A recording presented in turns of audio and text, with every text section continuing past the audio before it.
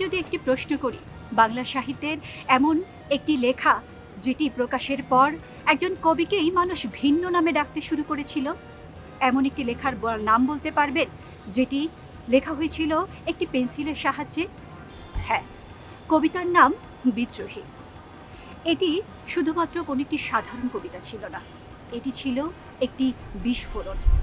চলুন আজ জেনে আসি সেই বিস্ফোরণের গল্প। সময়টি ছিল 1921 সাল।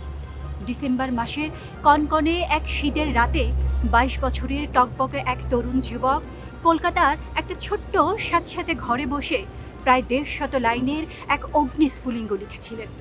আর এটি ছিল বিদ্রোহী কবিতা।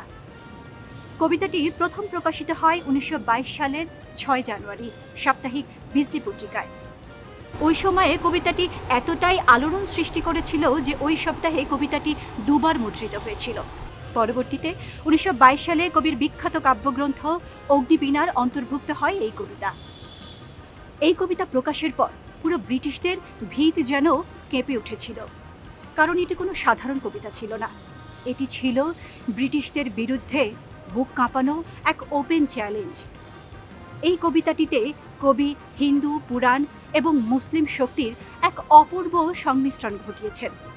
একদিকে যেমন এসেছে শিবের তাণ্ডব, বলরামের লাঙ্গলের কথা, অন্যদিকে এসেছে জিব্রাইলের পাখা অথবা আরশের উল্লেখ। হ্যাঁ, এটি ছিলেন আমাদের বিদ্রোহী কবি কাজী নজরুল ইসলাম। ব্রিটিশ সরকার তার অনেকগুলো বই নিষিদ্ধ করলেও বিদ্রোহী কবিতাটি মূলত তাদের ভিতকে একেবারে কাঁপিয়ে দিয়েছিল। শতবর্ষ পরেও নজরুলের অন্যায়ের বিরুদ্ধে এই আওয়াজ আজও জীবন্ত। আপনি বিদ্রোহী তো? নজরুলের কোন তথ্যটি আপনার সবচেয়ে বেশি নতুন মনে হলো কমেন্টে জানান। এরকম আরও অজানা ইতিহাস জানতে বাংলাদেশ বেতারের পেজটি ফলো দিয়ে রাখুন এবং ভিডিওটি ভালো লাগলে শেয়ার করতে ভুলবেন না কিন্তু।